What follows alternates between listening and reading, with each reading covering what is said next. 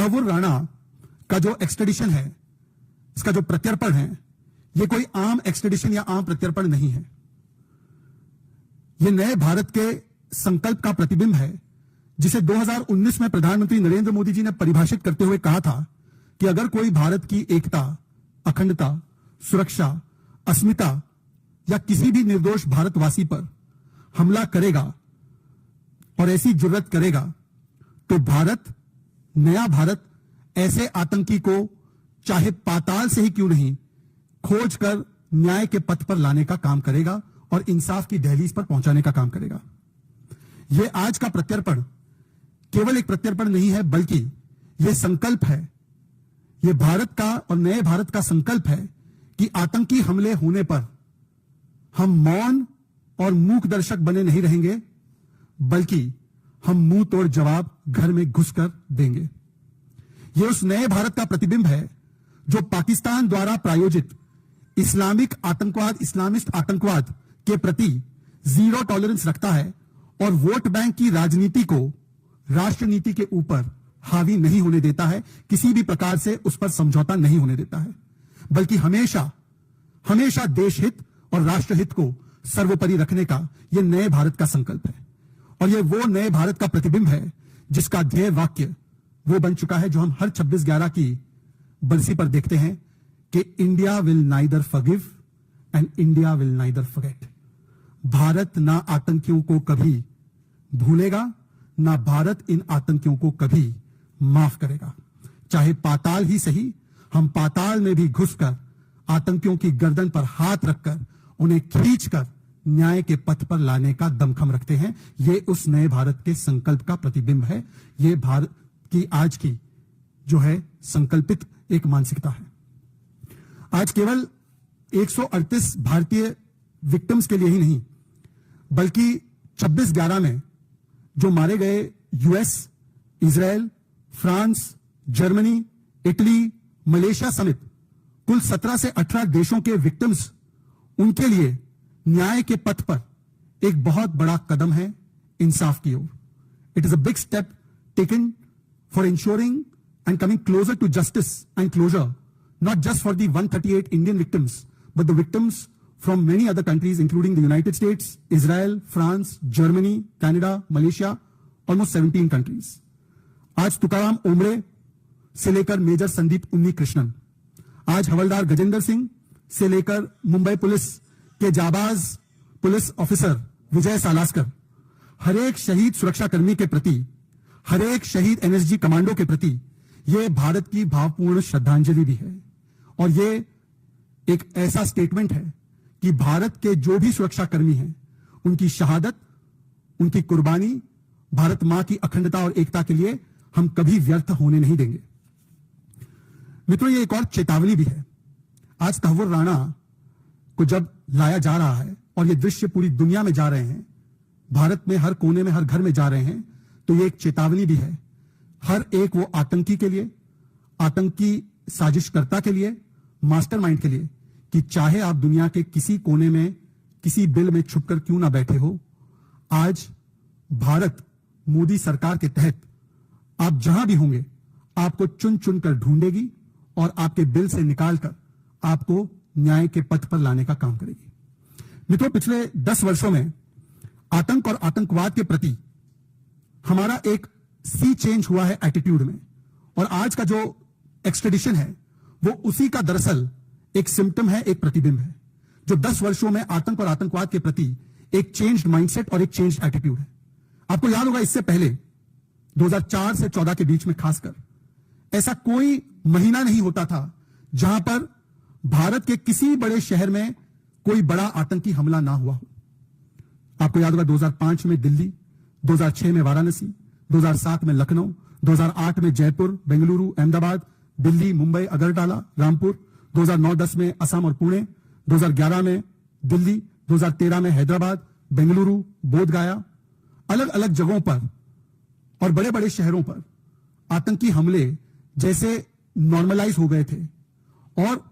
जब भी कोई आतंकी हमला होता था तो स्टैंडर्ड ऑपरेटिंग प्रोसीजर यही होता था कि भारत मूक दर्शक बना अंतर्राष्ट्रीय मंचों पर केवल और केवल अपनी दलील रखता था, रिपोर्ट रखता था, परंतु ऐसे आतंकी और ऐसे आतंकवाद को प्रायोजित और स्पॉन्सर करने वाले तमाम ताकतों पर कोई ठोस कार्रवाई नहीं हो पाती थी। उल्टा उन अंतर्राष्ट्रीय मंचों पर अक्सर उस समय के नेता और उस समय का नेतृत्व और सरकार गिड़गिड़ाते नजर आते थे, परंतु उन तमाम प्रयासों से भारत को कोई जीत आतंकवाद के खिलाफ हासिल नहीं होती थी। पर आज हम देख सकते हैं कि जहां पर हर वर्ष 700 से अधिक नागरिक मारे जाते थे प्रतिवर्ष आतंकी हमलों में, आज ऐसे बड़े आतंकी हमले हमारे बड़े शहरों में लगभग रुक चुके हैं, थम चुके हैं। पहले वोट बैंक के नाम पर आतंकवाद के प्रति एक सॉफ्ट कॉर्नर भी अपनाया जाता था और सॉफ्ट अप्रोच भी अपनाया जाता था। तराजू में तोला जाता था कि यदि आतंकवाद के प्रति कड़ा प्रहार किया गया, कड़ी कार्रवाई की गई, तो इससे कोई वोट बैंक में असर तो नहीं पड़ेगा। और उस समय तो आतंकवाद फैलाने वाले और आतंकवाद को प्रायोजित करने वाले लोगों को और आतंकवादी प्रायोजित देशों को मोस्ट फेवर्ड नेशन की तरह भी देखा जाता था। MFN, most favoured nation status दिया जाता था। आज जब आतंकी हमले, एकाध हमले अगर होते भी हैं, चाहे उरी में या चाहे पुलवामा में, तो आज MFN स्टेटस नहीं, मोस्ट फेवर्ड नेशन स्टेटस नहीं, बल्कि आज MTJ, मुंह तोड़ जवाब स्टेटस दिया जाता है। आज घर में घुसकर एयर स्ट्राइक भी किया जाता है, घर में घुसकर सर्जिकल स्ट्राइक भी किया जाता है, और आतंकवाद के प्रति एक जीरो टॉलरेंस का अप्रोच रखा गया है। यह है एटीट्यूडनल चेंज आतंकवाद के प्रति जो हमने पिछले 10 वर्षों में देखा है। पाकिस्तान को अंतर्राष्ट्रीय मंचों पर बेनकाब करने के बदले 2004 से 14 के बीच में आपने देखा होगा कि कई बार आतंकी हमलों को व्हाइट वॉश करके पाकिस्तान से दोष हटाकर उल्टा उन आतंकी हमलों का दोष भारत के ऊपर, भारत के लोगों के ऊपर और भारत की सुरक्षा एजेंसियों के ऊपर भी डालने का कुत्सित प्रयास किया गया था 2004 से 14 के बीच। चाहे वो समझौता ब्लास्ट हो या चाहे मुंबई का आतंकी हमला ही क्यों ना हो, जिसे कहा गया कि ये आरएसएस की साजिश है। बताइए, जिसमें कसाब और वो तुकाराम ओमरे जी की शहादत की वजह से जिंदा पकड़ा गया और साबित हुआ कि इस पूरे के पूरे आतंकी हमले के पीछे पाकिस्तान का हाथ है, पाकिस्तान और आईएसआई का इसमें रोल है। और पाकिस्तान को बेनकाब करने के बदले उस समय कांग्रेस के वरिष्ठ नेता अगर पार्टी नहीं कर रहे थे, अगर लेट नाइट तक पार्टी उनकी नहीं चल रही थी, तो उनका दूसरा काम केवल यह था कि कैसे पाकिस्तान के इस इस्लामिस्ट टेरर पर लीपापोती की जाए और क्लीन चिट दिया जाए। यहां तक कि हिंदू टेरर और संघ टेरर और आरएसएस टेरर का एक फेक नैरेटिव जड़ने का भी काम कांग्रेस के उस समय के वरिष्ठ नेताओं ने किया। और आज भी उनके नेता उसी प्रकार से लगे हुए हैं। जब तहव्वुर राणा का एक्सट्रेडिशन हो रहा है, वैसे तो 10 साल इन्होंने कुछ किया नहीं, आज उसका स्वागत करने के बदले आज भी राष्ट्रीय सुरक्षा और राष्ट्र नीति की इतनी बड़ी जीत पर वोट बैंक की राजनीति की जा रही है। कांग्रेस के एक नेता जो उनके एलओपी रह चुके हैं, विजय वड़त्तीवार, उनका एक बयान आया था, शर्मसार करने वाला बयान था कि शहीद हेमंत करकरे जी को कसाब और पाकिस्तानी आतंकियों ने नहीं, बल्कि उन्हें पुलिस वालों ने ही मारा था। यह उनका कोट अनकोट स्टेटेड बयान है और यह कांग्रेस के leader of opposition, Maha Vikas Aghadi के लीडर ऑफ ऑपोजिशन का अधिकृत बयान था, जिसका ना कांग्रेस ने खंडन किया ना उससे किनारा किया। जब 26/11 हुआ था, तो आपको याद होगा, और आज भी मैं कई टीवी चैनल्स पर देख रहा था, एक इंटरव्यू किया गया था जो उस समय हमारे एयरफोर्स के चीफ थे, श्रीमान फली मेजर। और श्रीमान फली मेजर ने बताया कि किस प्रकार से उन्होंने उस समय की सरकार, उस समय के नेतृत्व से कहा कि अब इस आतंकी हमले का हमें मुंह तोड़ जवाब देना चाहिए। इसका मतलब कि आज जो हम सर्जिकल स्ट्राइक या बालाकोट एयर स्ट्राइक देखते हैं, उसकी क्षमता करने की क्षमता भारत की सेना, भारत की वायुसेना, भारत की सुरक्षा बलों में तब भी थी, परंतु राजनीतिक इच्छा शक्ति न होने के कारण फली मेजर साहब को, एयरफोर्स को रोका गया और कहा गया कि इस पर हमला करने से, इन कैंपों पर हमला करने से फायदा राजनीतिक रूप से किसी और को चला जाएगा और इसीलिए यह राजनीतिक फायदा किसी को ना पहुंचे और हमारे वोट बैंक में नुकसान या सेंधमारी ना हो, इसीलिए 26/11 के बाद जो निर्णायक कार्रवाई करनी चाहिए थी, उससे भारत के सेना और सुरक्षा बलों को रोका गया। और यह फली मेजर ने भी कही है और इसी बात की पुष्टि बराक ओबामा साहब की किताब में भी और कांग्रेस के एक वरिष्ठ सांसद के किताब में भी की गई है कि किस प्रकार से उस समय के नेतृत्व को वोट बैंक के चलते सोनिया गांधी जी और उस समय गांधी परिवार जो एनएसी चलाता था, मतलब कि वही सुपर प्राइम मिनिस्टर था एक तरह से, उन्होंने ओवररूल कर दिया किसी भी प्रकार की ठोस कार्रवाई करने से। अंतर्राष्ट्रीय मंचों पर ग्लोबल डिप्लोमेसी के माध्यम से जिस प्रकार से आज अनेकों देशों से लगभग 17 से 18 ऐसे फ्यूजिटिव्स को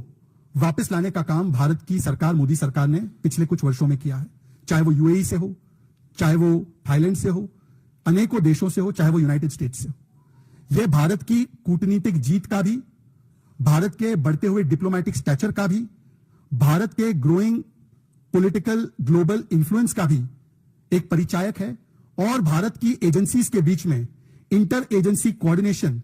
किस प्रकार से आज काम कर रहा है, उसका भी एक प्रतिबिंब है। परंतु 2004 से 14 के बीच ऐसा कोई प्रयास करने के बदले, और आप लोग मुझसे सभी लोग वरिष्ठ हैं, ग्लोबल प्लेटफॉर्म पर जाकर, अंतर्राष्ट्रीय प्लेटफॉर्म पर जाकर भारत के केस को मजबूत करने के बदले भारत को मजबूर दिखाते हुए शर्म अल शेख में ऐसा डिक्लेरेशन साइन किया गया, ऐसा डिक्लेरेशन दिया गया जिससे कि भारत पर ही दूसरे देशों में और दूसरे जगहों पर आतंकवाद फैलाने का आरोप लगा। सोचिए कि एक तरफ तो मोदी सरकार अंतर्राष्ट्रीय मंचों पर जाकर आतंकवाद की जननी, आतंकवाद को फैलाने वाली और प्रायोजित करने वाले देशों को बेनकाब करने का काम करती है, और उस समय की सरकार अंतर्राष्ट्रीय मंचों पर जाकर भारत का पक्ष रखने के बदले उन देशों के पक्षों को मजबूत करने के लिए भारत का ही रोल आतंकवाद में था, भारत का ही रोल इंटरफेरेंस में था, इस प्रकार के डिक्लेरेशन भी साइन करके आती थी। मतलब ये कितना बड़ा समझौता भारत की सुरक्षा नीति, राष्ट्र नीति और विदेश नीति के साथ किया गया, इसका भी आपको अंदाजा मिल सकता है। पिछले 10 वर्षों में आपने देखा होगा कि आज न केवल क्रिमिनल्स, इंटरनेशनल फ्यूजिटिव्स को वापस लाया जा रहा है, न केवल आतंकी हमले बड़े शहरों में थम गए हैं, और अगर कोई आतंकी हमला करने की जुर्रत करता है तो उस पर मुंह तोड़ जवाब दिया जाता है। आज हम देखते हैं कि अंतर्राष्ट्रीय मंचों पर भारत नहीं जाता न्याय मांगने के लिए, बल्कि आतंकवाद फैलाने वाली देश भारत से कतरा कर, डर कर, आज भारत क्या कार्रवाई करने की क्षमता रखता है उसे देखकर अंतर्राष्ट्रीय मंचों पर जाकर गिड़गिड़ाते हैं कि हम माफी मांगते हैं और भारत से हमें आज बचा लीजिए। यह सी चेंज हुआ है पिछले 10 वर्षों में, जब आपका जीरो टॉलरेंस टुवर्ड्स टेररिज्म हो। आज आपने देखा होगा कि कई सारे डोमेस्टिक आतंकवाद के केसेस में भी, चाहे वो अहमदाबाद ब्लास्ट हो, चाहे वो अलग अलग प्रदेशों में अलग अलग शहरों के ब्लास्ट हो, वहां पर भी कन्विक्शंस हासिल करने का काम हमारी एजेंसीज और प्रोसिक्यूशन एजेंसीज ने किया है। यह इसलिए संभव है क्योंकि हमने डोमेस्टिकली इनको कानूनी रूप से ताकत भी दी है और इन एजेंसीज को फ्री हैंड भी दिया है कि बिना वोट बैंक के कंसिडरेशंस के जो भी आतंकवाद में लिप्त है, जो भी संगठन आतंकवाद के लिए जिम्मेदार है, उनको प्रोसिक्यूट किया जाए और उनको न्याय तक लाया जाए, उनको सजा दिलवाई जाए। परंतु हमने देखा है कि कुछ राजनीतिक दल ऐसे भी रहे हैं जिन्होंने उत्तर प्रदेश में सत्ता चलाते वक्त कुछ आतंकियों को इसलिए छोड़ा था क्योंकि वो एक मजहब से थे। ऐसे आतंकी जो रामपुर ब्लास्ट में, वाराणसी ब्लास्ट में, संकट मोचन के ब्लास्ट में शामिल थे और आगे जाकर कन्विक्ट भी हुए थे, ऐसे आतंकियों को एक पार्टी ने इसलिए छोड़ने का प्रयास किया क्योंकि वो एक मजहब से ताल्लुक रखते थे, जिस पर स्वयं इलाहाबाद हाईकोर्ट ने टिप्पणी करते हुए कहा था कि आज आपने इन आतंकियों को छोड़ा है तो कल क्या आप इन आतंकियों को पद्मश्री देंगे। इस प्रकार की भी वोट बैंक की राजनीति, राष्ट्रीय नीति और राष्ट्रीय सुरक्षा पर की गई है। मित्रों, आज आतंकवाद का एक और स्वरूप नक्सलिज्म, इस पर भी करारा प्रहार किया गया है। जो नक्सलिज्म नंबर 1 थ्रेट माना जाता था मनमोहन सिंह जी सरकार के द्वारा, आज ऐसे नक्सलिज्म जो 2013 में 126 डिस्ट्रिक्ट्स में फैला हुआ था, आज सिकुड़कर नक्सलवाद का प्रभाव मात्र 6 डिस्ट्रिक्ट्स में बाकी है। मात्र 6 डिस्ट्रिक्ट्स में आज नक्सलिज्म अपने प्रभाव को दिखा पा रहा है और 2026 आते आते, जैसे गृह मंत्री जी ने बताया है, देश नक्सल मुक्त और नक्सलवाद मुक्त भी कर दिया जाएगा। मतलब कि एक और करारा प्रहार किस प्रकार से आतंकवाद पर किया गया है पिछले 10 वर्षों में, उसका जीता जागता प्रमाण आप देख सकते हैं। आर्टिकल 370 के हटाए जाने के बाद जम्मू कश्मीर में भी आतंकवाद में और पत्थरबाजी में एक बड़ी गिरावट आई है। जहां पर एक समय पर आर्म फोर्सेस पर स्टोन पेल्टिंग के अनेकों किस्से सामने आते थे, आज स्टोन पेल्टिंग 99% से अधिक कम हुई है। लगभग स्टोन पेल्टिंग के सारे किस्से थम गए हैं। आज टेररिज्म के जो हर वर्ष 400 इंसिडेंट्स होते थे, वो 50% से अधिक गिरकर आज वहां पर सिविलियन डेथ्स हो, सिक्योरिटी पर्सनल की डेथ्स हो, ये दोनों में भारी गिरावट देखने मिली है। और 370 हटाए जाने के बाद आज जम्मू कश्मीर में जहां पर पी फॉर पाकिस्तान परस्ती और पी फॉर पत्थरबाजी का दौर देखने मिलता था, आज वहां पर D for development, D for democracy देखने मिल रहा है। और लाल किले से लेकर लाल चौक तक भारत का तिरंगा लहरा रहा है। यहां तक कि एक समय पर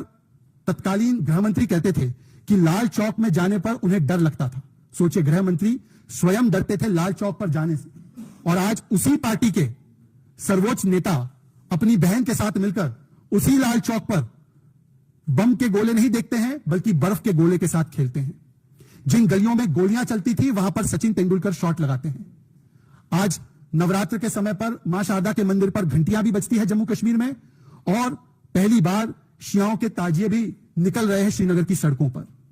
और यही चेंज हुआ है 2019 के बाद। 370 मतलब कि आतंकवाद को एक प्रकार से बढ़ावा देने वाले इस धारा को नस्तनाबूद करने के बाद नॉर्थ ईस्ट में भी आतंकवाद पर और इंसर्जेंसी पर करारा प्रहार किया गया है। चाहे आप देख सकते हैं कि इंसर्जेंसी में 74% डिक्लाइन हुआ है, सिविलियन डेथ्स में लगभग 90% डिक्लाइन हुआ है, और सिक्योरिटी पर्सनल्स के भी डेथ में 60% डिक्लाइन हुआ है। और आज नॉर्थ ईस्ट में भी संपन्नता और सुरक्षा का एक वातावरण निर्माण किया गया है। तो कुल मिलाकर अगर आप देखेंगे समग्र दृष्टि से कि तहव्वुर राणा का आज एक्सट्रेडिशन भारत की जो आतंकवाद के प्रति 360 डिग्रीज, मतलब कि डोमेस्टिक टेररिज्म हो या चाहे वो इंटरनेशनल टेररिज्म हो, इन दोनों के प्रति जो जीरो टॉलरेंस है उसको प्रतिबिंबित करती है, उसके प्रति हमारा संकल्प दिखाती है। आज ये दिखाता है कि किस प्रकार से भारत आतंकवाद के ऊपर कार्रवाई करने से पहले दल हित और वोट बैंक हित को नहीं देखता, केवल और केवल राष्ट्रहित और राष्ट्रीय सुरक्षा को प्राथमिकता देता है। परंतु आज कुछ सवाल बनते हैं उन लोगों से भी जो आज भी राष्ट्र नीति पर वोट बैंक की राजनीति करते हैं। 26/11 के आतंकी हमले पर इतनी बड़ी जीत हासिल होने पर क्या आज हमें जिन लोगों ने यह किताब लिखी थी और जिन लोगों ने यह किताब को आगे बढ़ाने का काम किया था कि 26/11 आरएसएस की साजिश है, यह हिंदुओं की साजिश है, यह भारतवासियों की साजिश है, क्या वो लोग आज माफी मांगने का काम करेंगे? जिन लोगों ने कहा था कि पाकिस्तान नहीं बल्कि भारत की ही एजेंसीज इस आतंकी हमले के लिए जिम्मेदार है, क्या ऐसे लोग माफी मांगने का काम करेंगे? जिन लोगों ने 2004 से 14 के बीच पाकिस्तान जो आतंकवाद को प्रायोजित करता था उसके खिलाफ रिपोर्ट देने के अलावा कोई कड़ा कदम नहीं उठाया, और जो हमारे नागरिक और हमारे शहीद सुरक्षा बलों की जो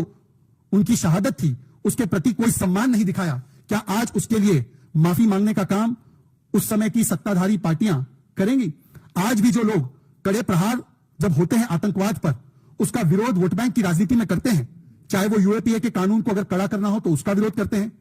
जब पीएफआई पर प्रतिबंध लगाया जाए तो उसका विरोध करते हैं, जब बीएनएस जो नया कानून आया है उसमें टेररिज्म की डेफिनेशन को रखा जाए तो उस बीएनएस का विरोध करते हैं, जब पीएमएलए और एनआईए के एक्ट को कड़ा किया जाता है तो उसका विरोध करते हैं, और जब अफजल गुरु और याकूब मेमन जैसे आतंकियों को सुप्रीम कोर्ट के द्वारा फांसी की सजा मिलती है तो ऐसे आतंकियों के प्रति जाकर सद्भावना प्रकट करने का काम कभी किसी यूनिवर्सिटी के कैंपस में या कभी मर्सी पिटीशन लिखकर करने वाले लोग आज क्या देश से और तमाम उन पीड़ितों से माफी मांगेंगे जो आतंकवाद का दंश भुगत रहे हैं? और आखिरी में कांग्रेस पार्टी यह बताए कि क्या अब कम से कम आतंकवाद पर वोट बैंक की राजनीति पर वो रोक लगाएगी, और वोट बैंक के चलते आतंकवाद के प्रति जो सॉफ्ट कॉर्नर, चाहे वो नक्सलवाद हो, चाहे वो 370 हो, चाहे वो पाकिस्तान प्रायोजित आतंकी हो, जो लगातार अपनाने का काम कर रही थी, क्या आज उसको रोकने का काम कांग्रेस पार्टी और उसका शीर्ष नेतृत्व करेगा? आज